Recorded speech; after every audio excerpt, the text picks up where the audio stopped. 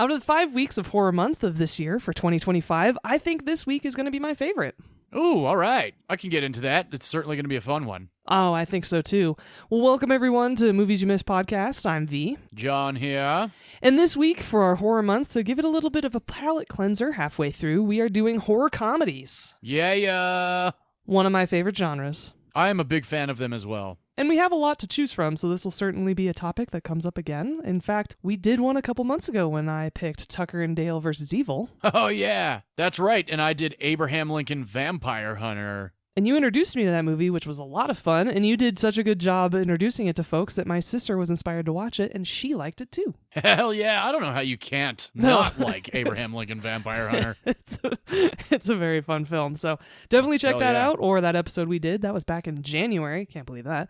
But this week we're diving back into horror comedies. We're really excited about it, and we hope you all are tuning in for our horror month. Even if you're not a horror fan, don't worry. Well, 3 years ago, I didn't think I was, and John has converted me.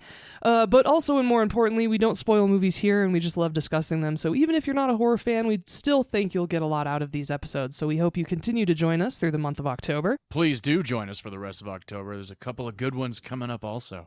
Yes, one that you are introducing me to. I'm looking forward to that. But unfortunately, this month, there haven't been a lot of new horror movies in the theaters. No, that's true. It's very unfortunate. There's been a lot of horror movies released throughout this year, and there's certainly been some great ones, and there have been some shit ones. Yes. And we are about to discuss movies that we've seen in theaters or on streaming this week, and two of them that I recently saw are teetering on horror and thriller. Okay. Well, do you want to get into that now then? Yeah, might as well. All right. Tell me about them. All right, well, I went and saw this movie because we're fans of Marlon Wayans here. Well, at least you are with Requiem for a Dream. Yes. So I went and saw that movie Him with him and Tyreek Withers. It was wild. I gotta say, I really enjoyed it. I liked the trailer, and luckily I didn't see any more than one trailer for it. So I took myself, saw it, and I had a really good time with it. It's not anything really new, but for Marlon Wayans it is, and it kind of goes off the rails a little bit, which I guess it already was off the rails, but overall I'll give it like a C+. It's enjoyable. Okay, more like a psychological thriller? Oh yeah, definitely. Okay. Then I went and saw the new Stephen King-based movie, The Long Walk, starring Mark Hamill. I haven't seen trailers for this, but I've read about it. Oh, alrighty. Well, I saw the trailer. Luckily, only one trailer for it. I think I saw it 3 different times, but either way. This was a pretty wild-ass, gruesome, fucked-up flick, and I enjoyed every minute of it. Sounds like a Stephen King movie. Definitely, yes. It's certainly a lot bloodier than I thought it would be, and it is certainly terrifying. Okay, cool. So one of the better Stephen King movies then? I would say so, over the last few years at least. Nice. Would I like that? You might. It's, you never know. True. I don't know. I would give it a shot. It's worth, even if you're whatever about it, it's still like, oh yeah, it's a cool movie and it's an interesting concept. Okay. The next movie I saw in theaters was the new Channing Tatum, Kirsten Dunst, Peter Dinklage, and Lakeith Stanfield-led Roof Man. I really want to see this film, hopefully. Yeah, I think you should go see it. I enjoyed it. It's based on a true story, so true crime, and Channing Tatum was really good. I will say the trailer, like a lot of trailers this year, are certainly a little bit misleading tone-wise, but it is still an enjoyable flick, and I highly recommend everybody seeing it. Channing Tatum was awesome. Well, is it a lot more serious then? Yeah, it teeters more serious than it does comedy. Oh, yeah, because the trailers made it seem like it was a comedy, for sure. Oh, absolutely. Yeah, like laugh a minute, and it is not one of those movies. Okay, good to know.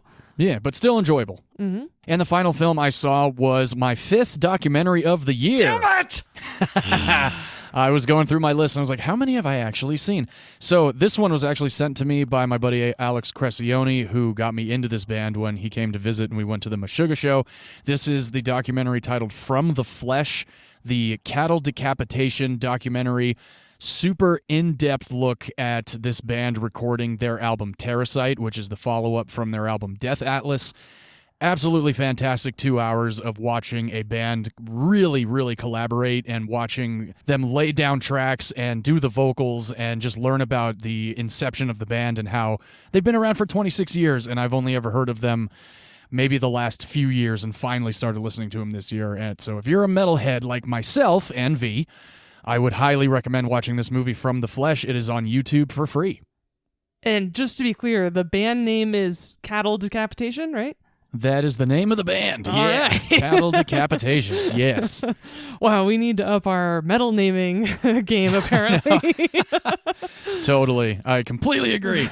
Yeah. No, but it was so badass. Like, I've been listening to Death Atlas and Terrasite for the last 6 months, and those are just ferocious death metal albums, and this documentary was so awesome watching it all come together. And having already listened to the album for so long, I really was able to connect with it, and yeah, totally badass time. That's cool, and it's always nice to find other avenues to watch movies, and YouTube being one of them. Right on. Hell yeah. I'm very excited that Until Dawn is now streaming on Netflix, and I really want to watch a couple more horror movies this month to celebrate the month and the theme that we're doing. So that is hopefully on the list for me over the next week.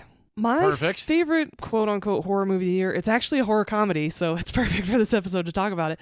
My favorite is still Hard Eyes so far. Yeah, good one. Mine is Companion. I don't know if it's necessarily a comedy. God, that was this but year. Companion is, that's been my favorite movie, I think, of 2025, truthfully. It teeters on horror, but it's certainly not like jump out scary or anything like that. It is more on the thriller side spectrum. Which you know I love too, especially given our conversation last week. Yes, indeed. All right, so should we dive into our horror comedies that we picked for this week's episode? Yeah, let's do it. All right. Well, thank you, everybody, for joining us. We are going to dive right in. And because this is an odd episode, John goes first, which is actually perfect because not only does that mean we're going in chronological order, but also there's a little bit of a connection between our movies, so it's good he's going first. I agree. All right, John, let's dive into the movie that you picked this week and one that you introduced me to. All right, let's jump into it. This movie comes to us from 21 years ago. Really ridiculous that it is that old already. Yeah, and that 2004 was 21 years ago. Yeah, I still feel like 20 years ago was 1997. And no, 20 years ago was 1980. 10 years ago was the 90s. Oh, right. Yeah. Okay, yes, perfect. That's also true. Yeah. Whenever I get IDs from people at the bar and I see like 1993 or 1997, I usually look at them and go, "You were born in a good year." And they're like, "Why? What happened?" I'm like, "You don't know what happened in 1993?" I'm like, "No." I said, "Well, a great movie came out that year. It's called Jurassic Park. It's the greatest movie ever made." And they're like, "Oh." And to my audacity, there are still people like, "I haven't seen it." That's when they get slapped across the face. They get 86 from the bar. Yeah, Yeah. exactly. You do not get to drink. No drink for you. I get bar Nazi-ish, like the soup Nazi. But anyway, back to 2004. This film comes to us from writers Simon Pegg and Edgar Wright. This film was directed by Edgar Wright. This film stars Simon Pegg, Nick Frost, Kate Ashfield, Lucy Davis, Dylan Moran, Bill Nighy as well. And a handful of other great actors, great character actors in the British realm, because this movie comes to us from across the pond.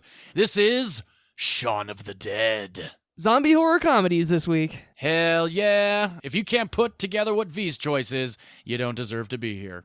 Well, you're just about to get introduced to one of the best horror comedies ever made, and you're welcome. Yeah, along with mine as well. Can't forget about mine. But let's talk a little bit about Shaun of the Dead. Like we said, this film came out in 2004, 21 years ago. If you have not seen it yet, no big deal, but you should. It's streaming currently on Peacock. This film centers around Shaun. He is a retail worker. He's also in a bit of a tumultuous relationship with his girlfriend. She's kind of giving him a bit of an ultimatum early on in this movie about the fact that they really don't do anything except hang out at this local pub called the Winchester. And they also continually hang out with Ed, who is played by Nick Frost, and Liz's friends Diane and David, they're all just kind of connected at the hip. And Liz wants a little bit more out of their relationship, wants a little bit more out of life. Beyond this ultimatum, Shaun decides that he is going to change. He's going to become a completely different person. He's going to take her out to a really beautiful restaurant because their anniversary was also last week that he forgot about. And they hung out at the Winchester. So Liz is really just kind of burnt out on hanging out at the Winchester. And this bar, the Winchester, does pop up in a few other films as well from Edgar Wright and Simon Pegg. If you have seen the trilogy, Great, I have, and I enjoy all three of them quite a bit. I actually think Hot Fuzz I like more than Shaun of the Dead, but they're both still great movies. We did discuss Hot Fuzz about a year or two ago here at Movies You Miss Podcast. We did, and I actually rank Edgar Wright's movies the same. I put Hot Fuzz above Shaun of the Dead, just by a little bit. They're both hilarious, though. Oh, yes, big time. My dad and I went and saw Shaun of the Dead and Hot Fuzz in theaters together. I remember being a bit worried because one of the first things that comes out of Ed's mouth is very derogatory. And I had to turn to my dad and be like, Dad, this movie's from the UK. They're going to say words that they don't normally say in American film. He ended up forgetting all about that, and we had an absolute blast watching this movie in theaters. But getting back to a little bit more of the breakdown of Shaun of the Dead. Beyond Shaun trying to revive his relationship, we also find out that Shaun has not introduced Liz to his mother, and they have been dating now for just over a year, and Liz still has not met Shaun's mom. Fast forward to the next morning where Shaun has told Ed that he really needs to get things right with Liz and make sure that she doesn't end up leaving him. Come the next morning, Shaun wakes up feeling a bit refreshed about everything. He ends up going to the shop, getting a soda, and I really like this sequence because it's done in one shot, and it shows you the neighborhood that he lives in and that he's also very much involved in his own world. He doesn't really pay too much attention to what's going on, and that's another cool sort of underlying effect that Simon Pegg and Edgar Wright wrote into the screenplay, was that even when Shaun is out and about, not only is Shaun really just focused on what he's doing, everybody else is kind of zombified. They're either listening to music or just texting away, looking at their phone, walking around, not paying attention really to anybody, which unfortunately has gotten a lot worse over the last 21 years. Mm-hmm. I don't know how many times I almost get run into in the city when I'm walking from my car to the bar because people are literally nose deep in their phones and they don't even know that anybody else is around them. I'm guilty of it too. I'm not saying that I am a perfect human out there in the world, but we just got to pay attention. You don't want to bump into somebody. Well, especially when you're in your car and you're still on your phone. Yeah, that too, yes. But anyway, Shaun ends up going to work. He works a very mediocre job at a retail store selling TVs. This is where we meet Bill Nye. Bill Nye plays Philip, who is Shaun's stepfather. And one of my favorite gags in this movie is after Shaun ends up putting his work shirt on, he puts a red pen in his pocket, and there's a little bit of a red splotch on his shirt. And throughout the first 15, 20 minutes of the movie, everybody keeps telling Shaun that he's got red on him, foreshadowing for what is coming. We also learn that Shaun did not actually book the very lovely restaurant he told Liz he was going to book for their late anniversary dinner, and Liz ends up breaking up with Shaun over the phone. Shaun and Ed are now back at the Winchester. Ed is trying to cheer up his buddy Shaun, and this is when things start to actually go a little bit sideways.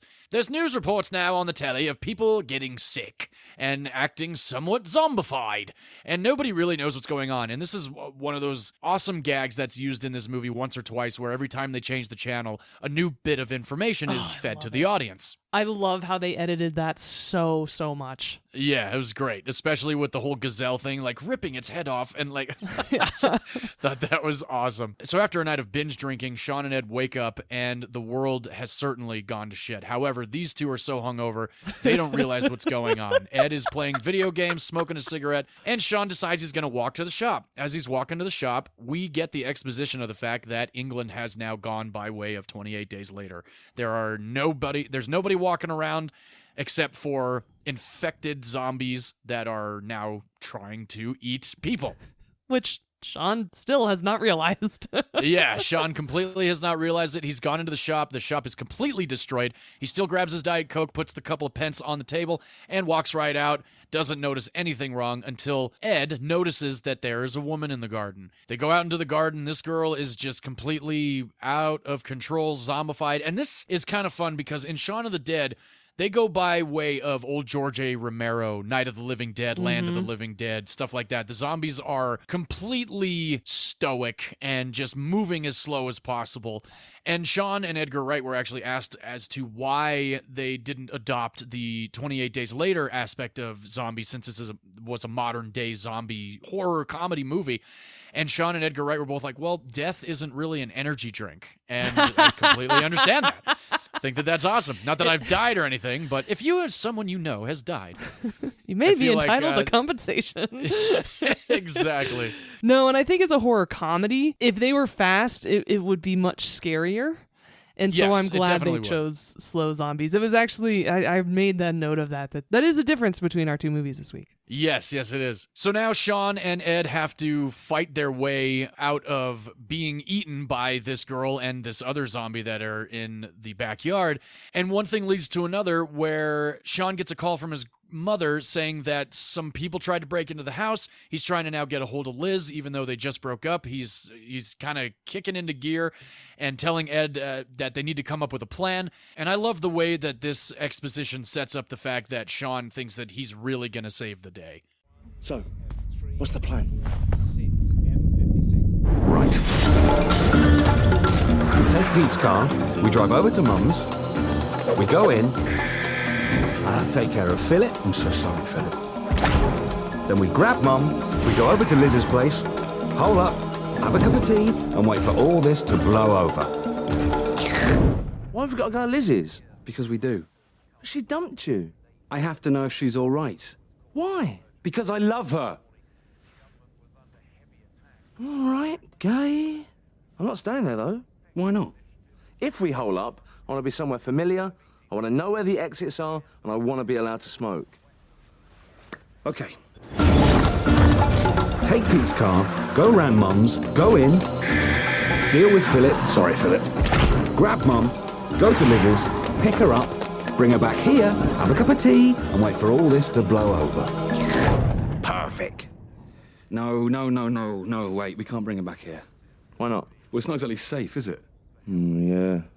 The state of it. Where's safe? Where's familiar? Where can I smoke?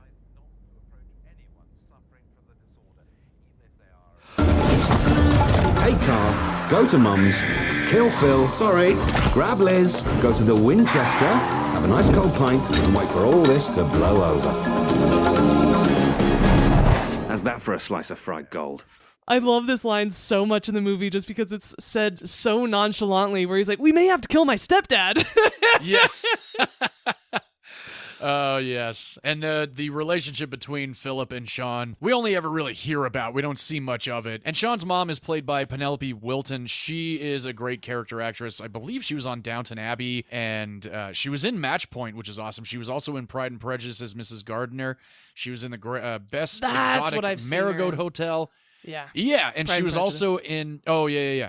And she was also in the BFG, which is the Big Friendly Giant, the CGI Mark Rylance, Steven Spielberg-directed movie, which my wife and I are big fans of. If nobody's seen BFG, it's a really sweet flick. I actually really enjoyed that movie. I have not seen that movie. Yeah, it's pretty good. And Penelope Wilton plays the queen in that movie, and she is fantastic. There's also another actor in this movie that only shows up for a brief moment, and I'm sure you recognized him. Maybe you saw him for that brief moment.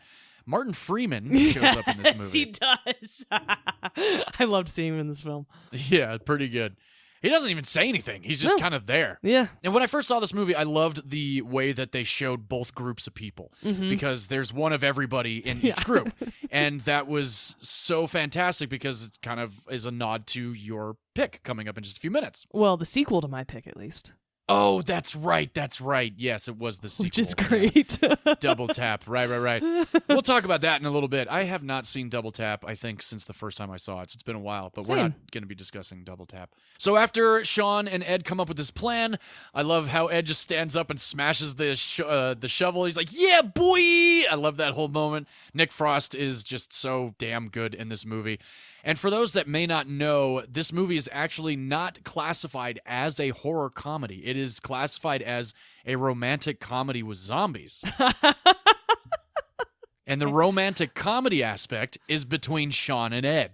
Okay, that I would believe because between him and his girlfriend, I'm like, nah. No, But no. I do love the line at the towards the end where they're like, you don't want to die single, do you? Yeah. I know, so good. And going back to George A. Romero and his old Night of the Living Dead and Land of the Dead, George A. Romero was a big fan of this movie, so much so that George A. Romero asked Edgar Wright and Simon Pegg to cameo as zombies in Land of the Dead, which, Yes. if you've not seen Land of the Dead, That is a crazy-ass zombie flick. John Leguizamo is actually in that one. Oh, nice. Okay. After Ed's yeah boy, they end up agreeing that what they need to do is literally get everybody, go to the Winchester, and just chill the fuck out and wait for this whole thing to blow over. And for the rest of the movie, we're along for the ride with Shaun and Ed and Liz and Diane and everybody else involved as they try and evade these zombies and stay alive and hopefully end up at the Winchester at the end of the movie. And if you haven't seen Shaun of the Dead, like I mentioned before, it's streaming on Peacock. I have a DVD copy. Saw it in theaters opening weekend. Absolutely loved it. Been watching it for 21 years. Still makes me laugh hysterically. It put Simon Pegg and Nick Frost on the American map. They had already had Spaced, which was a show that they had in the UK on the BBC for a while, which is a very entertaining show. And I just really respect the fact that they really went for it with this movie. And it does get pretty bloody at times, and the whole red on you thing really just does play throughout the whole movie. It's kind of like the red dot episode of Seinfeld. Everybody's able to see the red dot, and everybody's able to see the red on Shaun's white shirts. And there are also cameos of people from Hot Fuzz in Shaun of the Dead, much younger, of course. One of the Andys is actually in Shaun of the Dead. Mm-hmm. And several other actors, Bill Nye included, and Martin Freeman. So they all kind of show up in not part 2, but the second movie from Edgar Wright and Simon Pegg. I just wish Timothy Dalton had showed up. Oh, that would have been awesome. Yeah, that would have been great. I just love the fact that Pierce Brosnan was in At World's End. I'm not going to spoil who he was, but he was great in that movie. I really like Pierce Brosnan in comedies. Oh, Pierce Brosnan could just stand there and I'll like him. I am in love with Pierce Brosnan, and he is so hot in his 70s.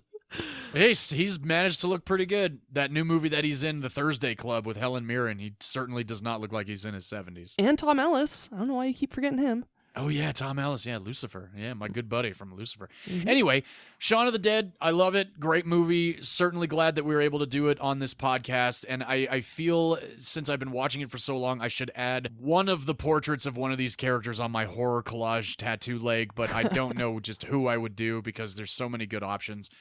But V, I know I introduced this movie to you about 2 years ago when we watched this and Hot Fuzz together, so I'm curious what your revisit of Shaun of the Dead was like, if it held up for you, if you'd watch it again. Well, you should get a bloody cricket bat for your tattoo for Shaun of the Dead, first and foremost. Yes. Yes, you introduced me to this movie. I loved watching it again. I hadn't seen it since being at your house and when you introduced me to it, I think 2 years ago now. But it's still hilarious, and I love that it was streaming on Peacock just like my movie this week. It's the second week in the last couple weeks where both of our movies have been on the same streaming service, which is kind of funny. Mm-hmm. It actually had the same intro song as Snatch, my pick from a couple weeks ago, which is kind of funny. Oh, sweet. Ed is the worst roommate ever. I hate him. Oh, big time. He sucks so bad. And Peter Serafinowicz being their other roommate, I love Peter so much. He is hysterical in Spy, the Melissa McCarthy movie, where he plays the Italian. I've seen him.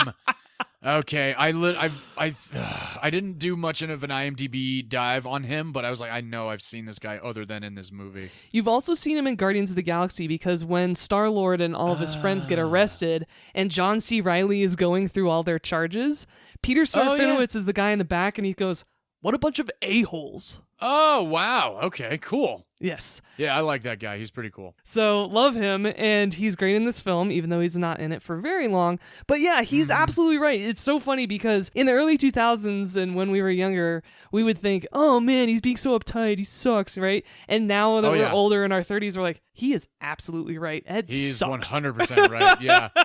I know the whole thing when they're talking in the kitchen and he goes, oh, that one night we drank peach schnapps and just played Tekken 3. He goes, that was great. He goes, that was 5 years ago. When's he going to grow the fuck up? It's like, oh, man. Because it's so true that, like when you hang out with people, it's happened to me. I've had the same friends for going literally on 30 years now.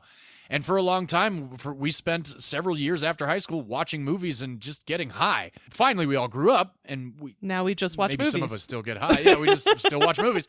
But yeah, it's interesting how you're absolutely right. The dynamic is completely different, because I remember watching this and being like, damn, dude, chill the fuck out. But now I'm like, if I had a roommate like that, he'd be on his ass like less than a month. Fuck that. Stop defending him, Shaun! Sort your life out. That's right. Sort your fucking life out, mate. I love that so much. And the juxtaposition of going to the store that first day and then the second day, and I love how the blocking is exactly the same, the movement of the camera is exactly the same. He's passing the same people, or he should be, in the same cars. I love how they set that up. It's such a great way to tell the story and the dynamic of the change and what's really going on, because these two guys, if we were just following them, there wouldn't be an update because they're completely oblivious. Yep. And they even acknowledge that this is kind of crazy because this is set in the real world. And so when these zombies are starting to attack their flat, Simon even says, don't say the Z word because that's ridiculous. It's like, it's true. We would feel the same exact way that this is not actually happening. Right. And I there's a moment that I wanted to talk about also, just like in the similar to that setup of early on when the world is perfect and then later on when the world has gone to shit. When he runs into his friend Yvonne, they're talking, there's that two shot of them, and in the background, there's a whole forensic team, like, taking body parts out of a car. And it's out of focus, so you're not fully focused on it, but when you really look, it's kind of like, oh my gosh, they really set a lot of things up. And that's the really cool thing about Edgar Wright. This is the third movie I've done of his now. I've done Shaun of the Dead, Hot Fuzz, Out of Order, and Baby Driver. And just his attention to detail and the way that he does move a story along with the camera is just so badass. He's such an awesome director. I can't wait to see his next movie, which is coming out next month. Hell yeah! Starring Glenn Powell. Yes, he is remaking The Running Man, which was an Arnold Schwarzenegger film that I saw in the 90s. I was a big fan of it then. I need to rewatch it, actually. I haven't seen it in a while.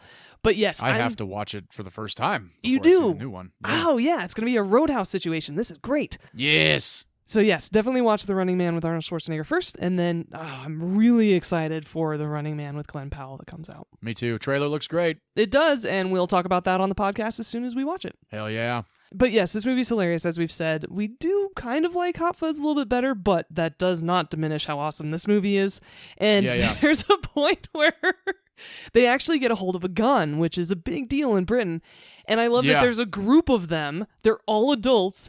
And he turns to him and says, has anyone ever fired a gun before? And no one has. And that's just such a British situation, or just other country situation, because as an American, I'm like, yeah, of course everyone in that room would have fired. Like, most people, at least the majority of the people in that room would have fired a gun before. And in Britain, they're like, no, we haven't even seen a gun before. So I thought that they kind of touch on that with driving too, like early on when Shaun's like, "Who's got a car?"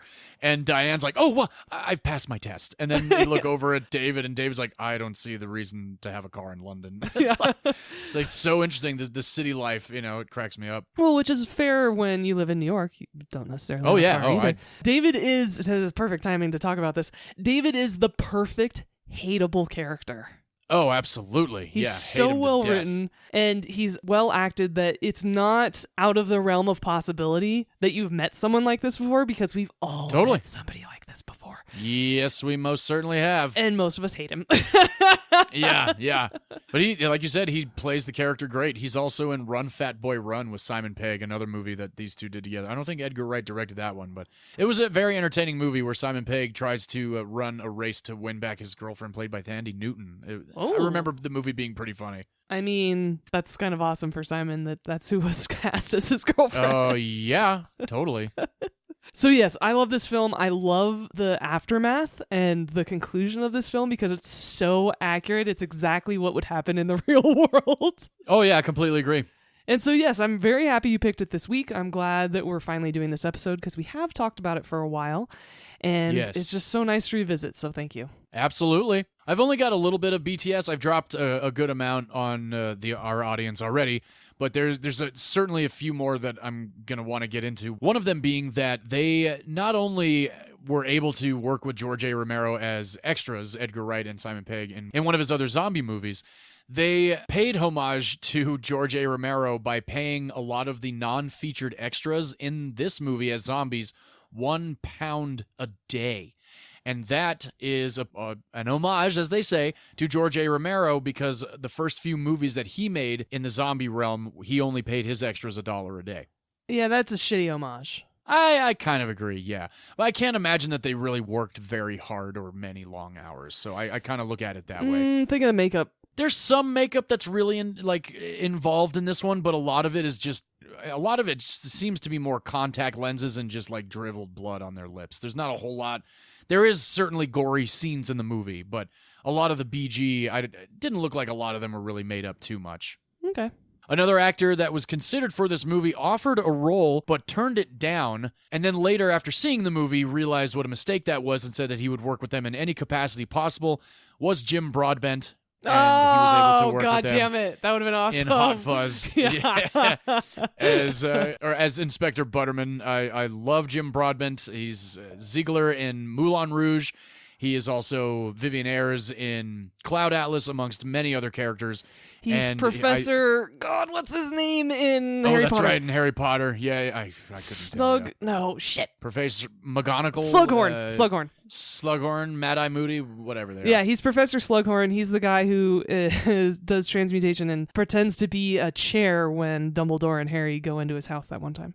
Oh, that's right. Yeah. I love me some Jim Broadbent. I think my favorite role of his is Harold Ziegler from Moulin Rouge. Absolutely. Just incredible performance, but I do love him in Cloud Atlas, and I love him in Hot Fuzz. Well, and at some point we're doing Moulin Rouge and Chicago as an episode. And hell yeah, that's going to be good. That out. Yeah. This is the first movie where Simon Pegg's character jumps over a fence in the trilogy of the Edgar Wright Simon Pegg movies.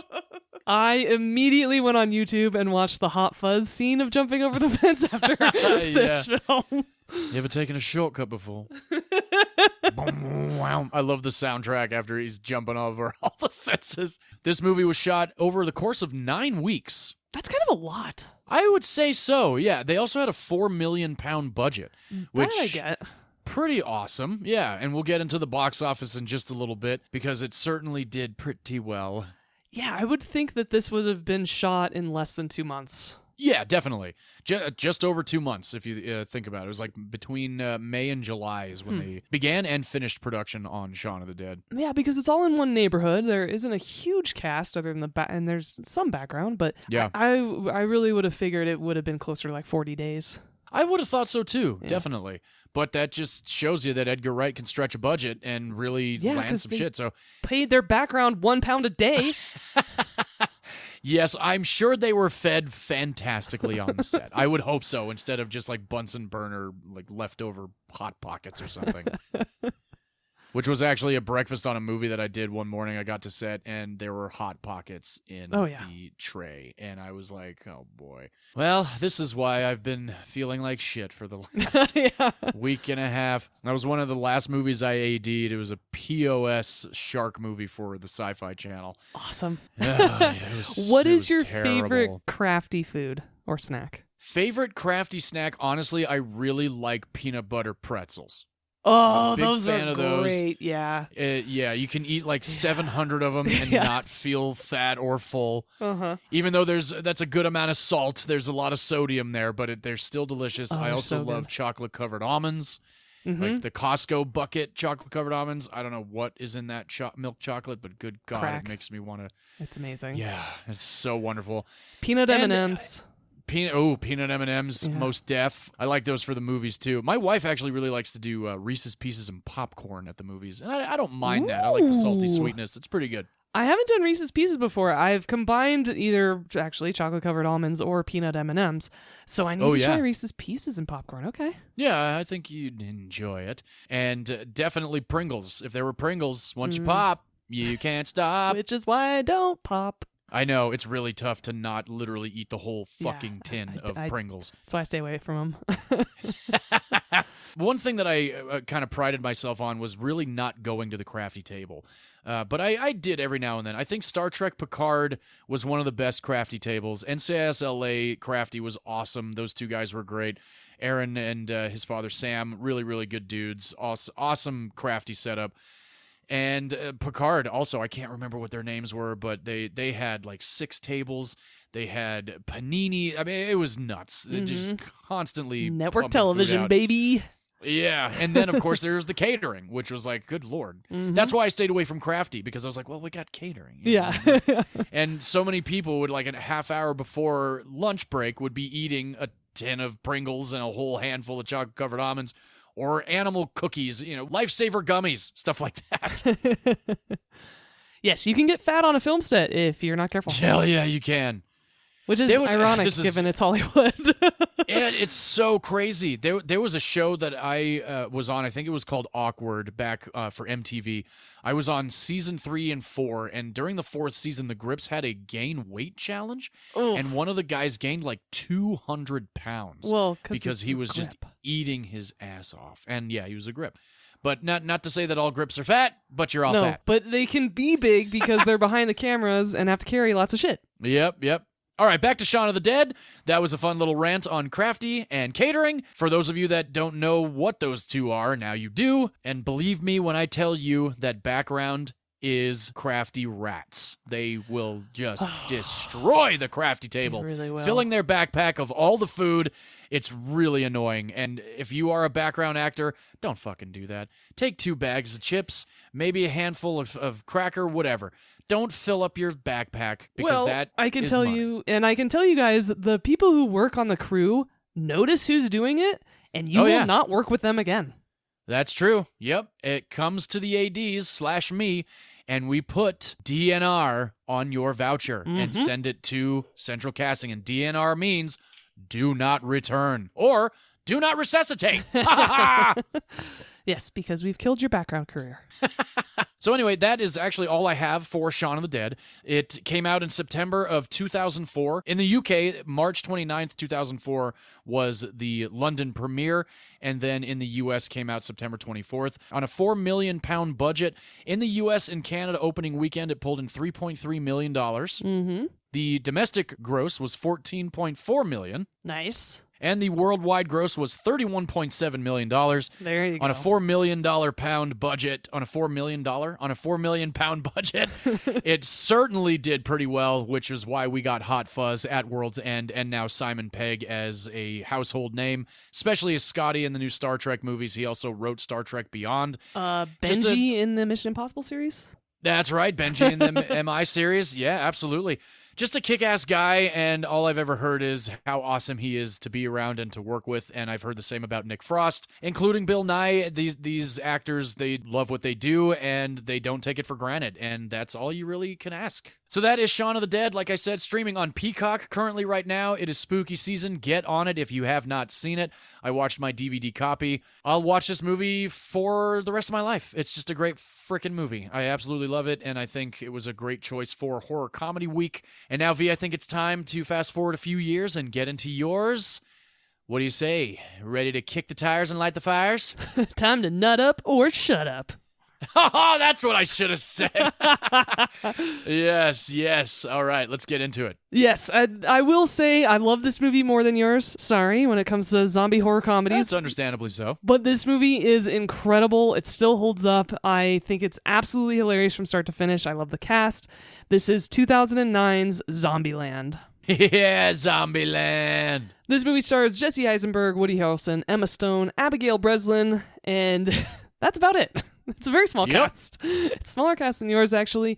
And other than zombies, that is who is alive, because we are actually jumping ahead a little bit. Instead of your movie being the day after this starts, it's actually a couple months later. There is a flashback to the first day that this was going down and Jesse Eisenberg's experience with that.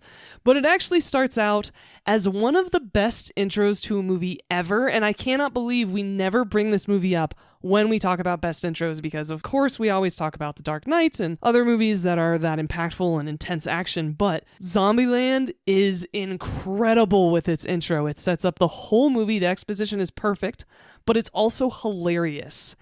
And that is because it is a montage of zombie scenes while Jesse Eisenberg is voicing over how to survive in Zombieland using his rules. Yep. Rule number 1 being cardio. Yep. Very important. And the guy who is... the big fat guy who's running through the football stadium when he's talking about cardio, and he goes, Poor fat bastard. Yeah. That guy is actually Nathan Wright, who worked as an extras casting assistant, and they put him in the movie, which is great. That's awesome. The second rule is really important. It's double tap. You make sure the zombie is dead. And there's a whole host of more rules that we go through and that were unfortunately cut out of this movie, but do show up not only in the trailer, but also in the DVD extras. So I'll get into that in a little bit as well. Yeah. And all of this is overlapped with Metallica's For Whom the Bell Tolls. So this is a great intro. It sets up the movie well because it's not only a little bit scary because these zombies are fast, which has always scared the ever-loving shit out of me when zombies are fast in zombie movies. But it also, because of his dry humor in the voiceover, you can tell this movie's also going to be hilarious. Oh, yeah. Other than the rules portion, I think the opening credits For Whom the Bell Tolls is one of the best in like the last 25 years. It's Absolutely. So awesome. The high frame rate, the way that they incorporate the titles with getting knocked into or exploding, it's so badass. And every one of those kills is insane. Especially when they talk about fastening your seatbelts. That's my favorite one. Yeah. That one always, oh God, I'll never forget seeing this in theaters, but we'll get into that in a minute. I actually didn't get to see this movie in theaters, unfortunately. Oh, I'm sorry. Which sucks, but my sister introduced me to it a couple years after that, and I've been watching it ever since. It's great. Hell yeah. And Jesse Eisenberg, for those of you who don't recognize the name, he plays Columbus in this movie. Everybody has the city that they're going to as their names. Nobody uses real names in this film, which is really fun. I like those nicknames. And so his name is Columbus in this film because that's where his parents are. He's leaving college in Austin, Texas, and he's been trying to make his way towards Columbus, Ohio. He stars as Mark Zuckerberg in The Social Network the following year, which is ironic considering he has a line about, you don't have to check Facebook status updates anymore. That's one of the good things about Zombieland. Yeah, that was good. I like that. I love that that's actually part of it. And then he stars as Mark Zuckerberg the following year.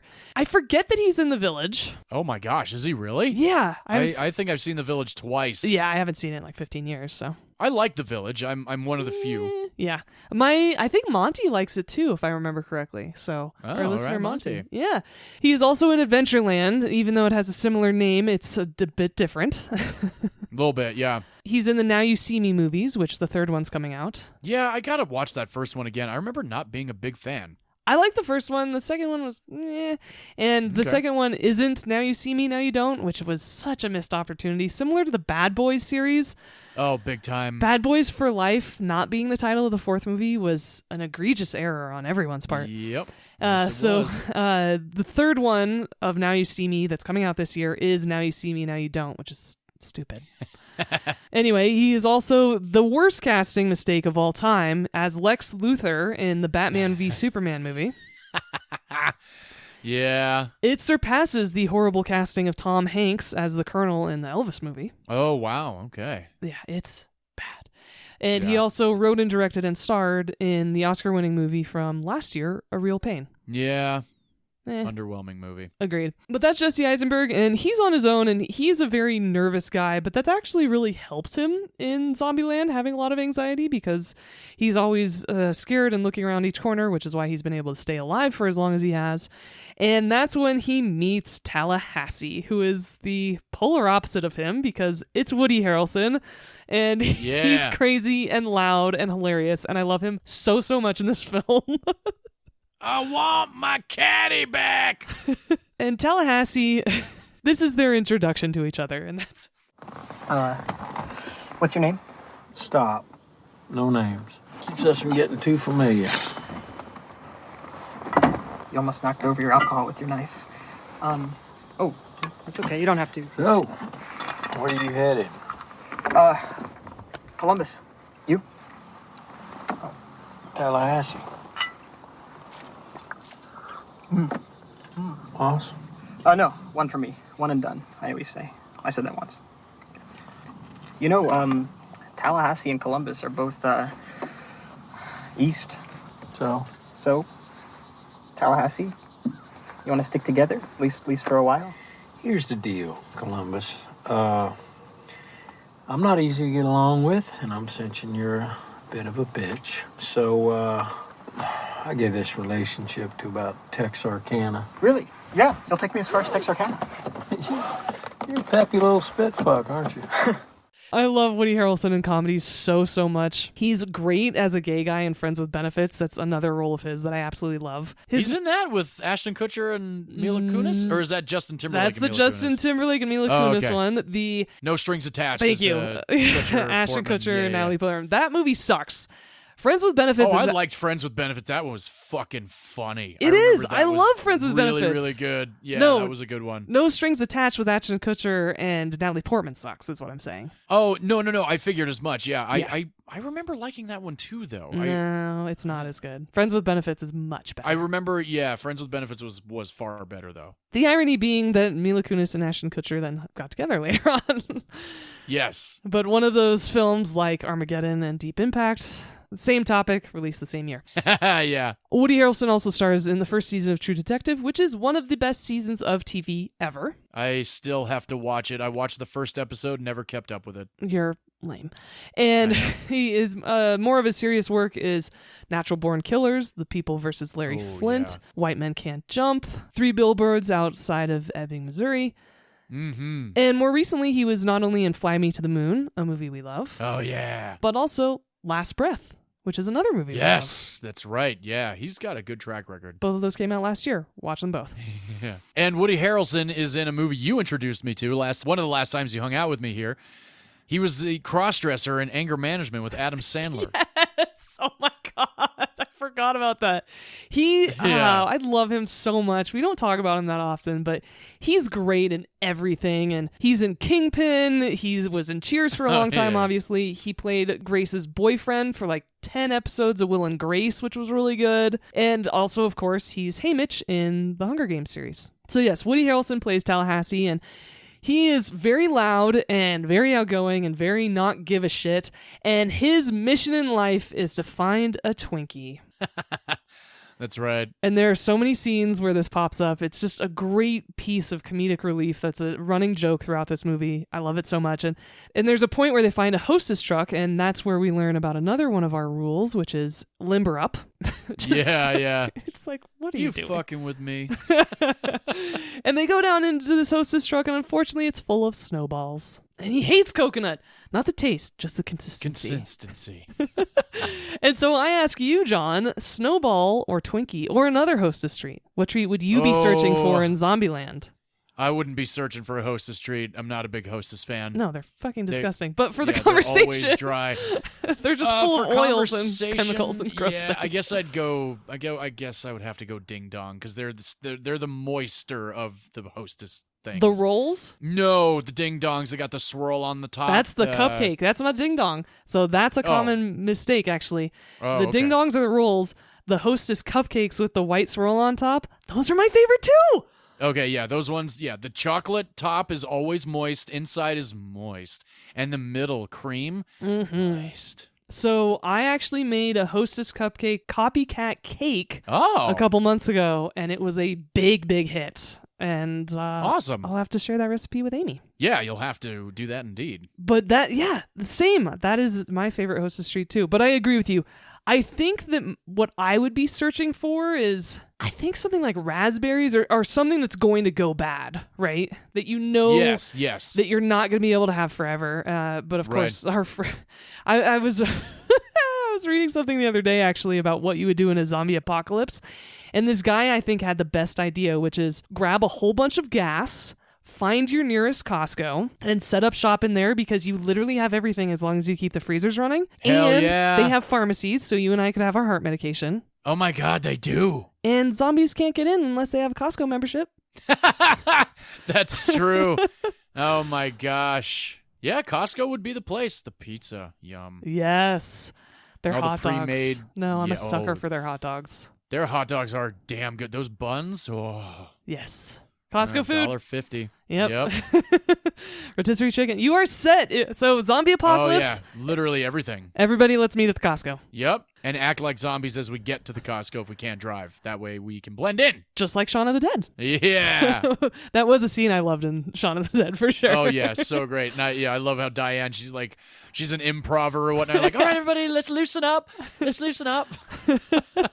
And Yeah. so now Columbus and Tallahassee are moving right along. They're heading generally east. And that's when we meet the girls. Wichita, played by Emma Stone, and Little Rock, played by Abigail Breslin. And these girls right off the bat have got their number because their meeting is so awesome. Oh, I love it. Love it. And this is Emma Stone before she got really famous. This was after Superbad, but before Easy A, and of course before all of her Oscar nominations and wins. But we've actually done a bunch of Emma Stone movies here on this podcast because we love her.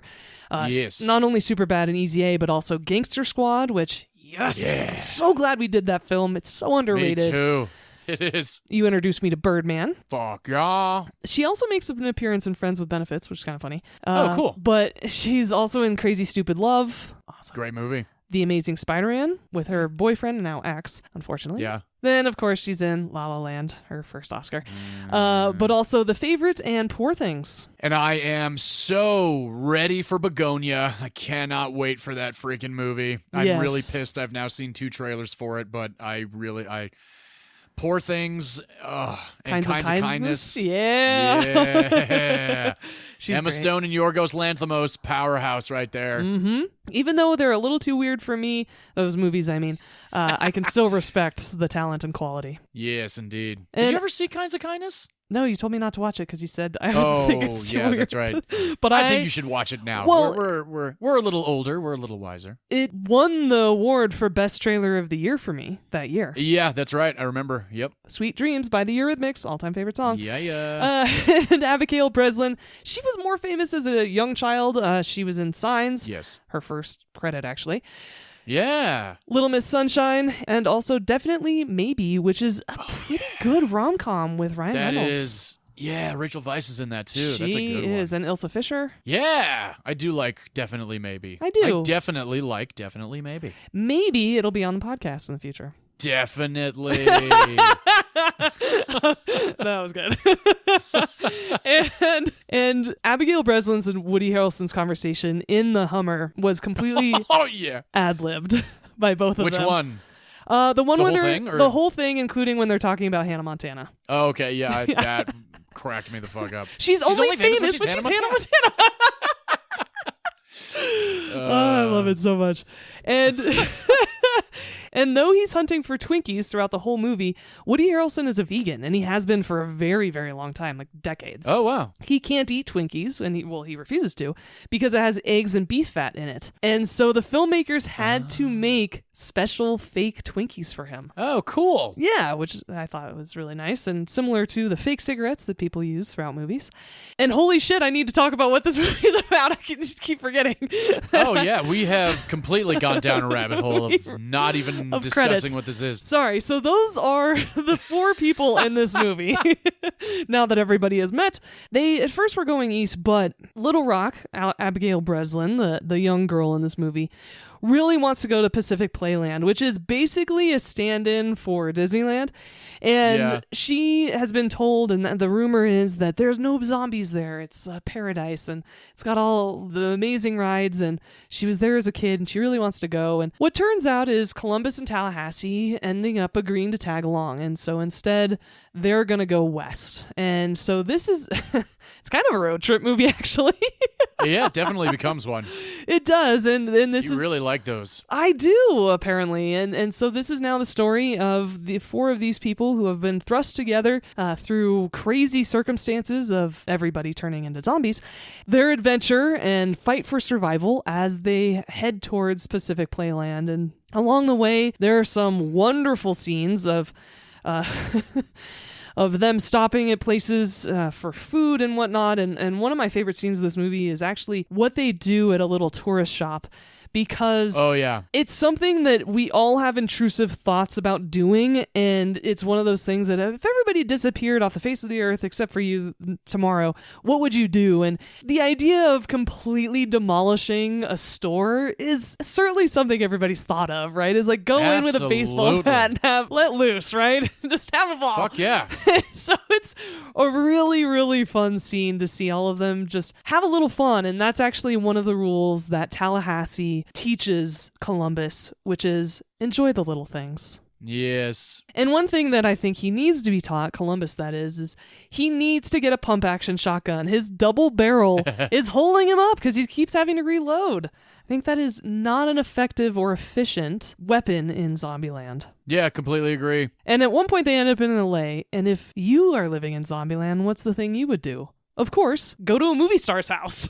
Hell yeah. And Tallahassee is the one who decides where they're going because he's driving, and he picks a comedy legend because they go to Bill Murray's house. I love that. It was like, BM? Well, it ain't Bob Marley. And that is when Abigail Breslin says, Ladies and gentlemen, welcome to La Mansion de Murray. Bill Murray. No way. This guy has a direct line to my funny bone. I mean, everything. Who's Bill Murray? Hey, I've never hit a kid before.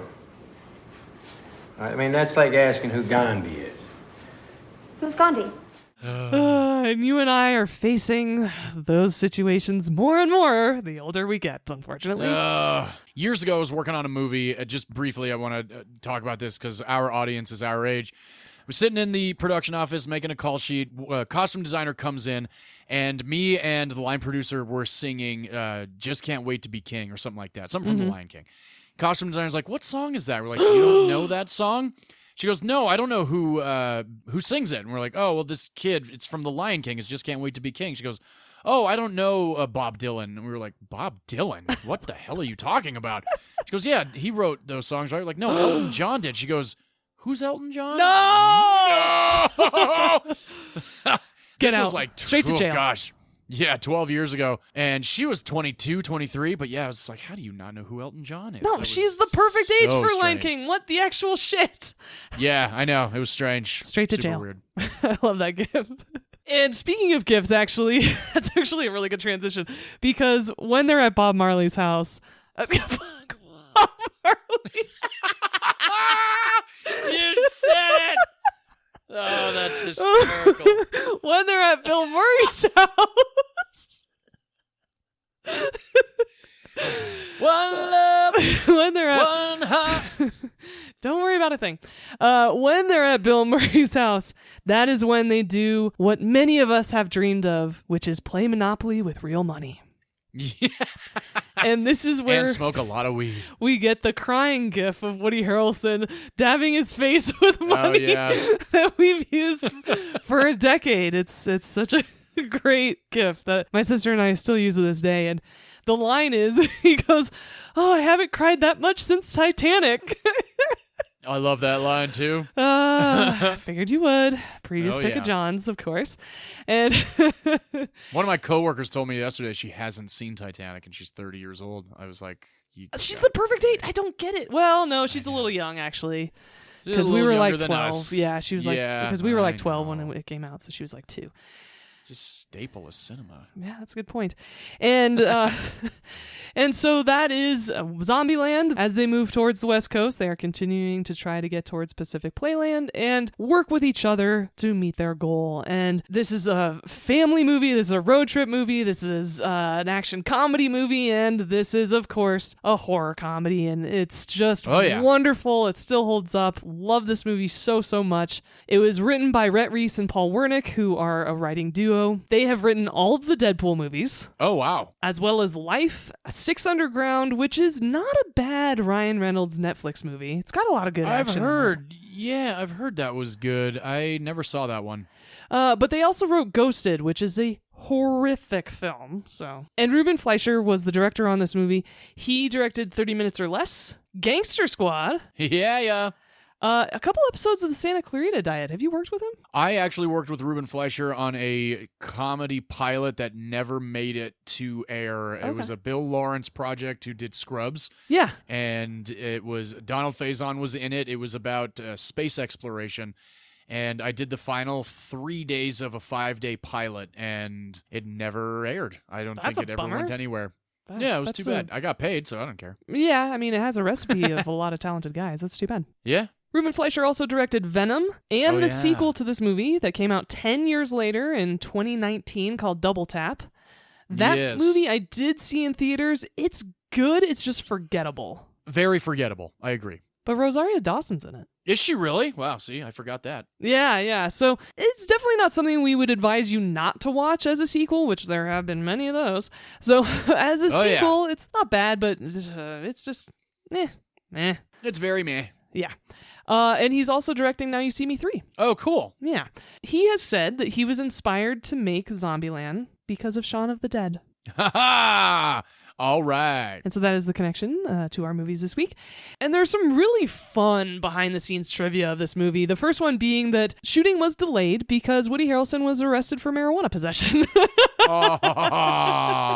Which, where was he arrested? In Hawaii? No, Georgia. Oh, okay. Because that's where they shot this. And so not surprising that he was actually arrested for marijuana possession because this was 2009. And Yep. And the puppy that Woody Harrelson is seen playing with in a flashback is actually Abigail Breslin's dog.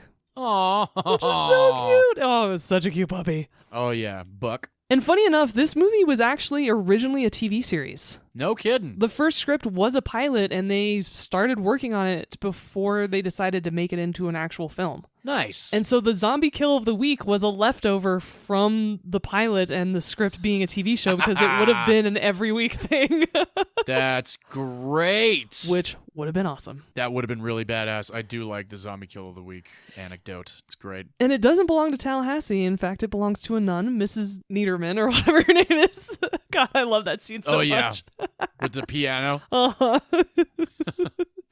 And speaking of being filmed in Georgia, that's where they filmed the amusement park scene as well. But the supermarket scene and also the tourist store scene, those were not actual locations. Those were sets. And cool. That is because it was cheaper to build it and make everything fake and then destroy it all. Hell yeah.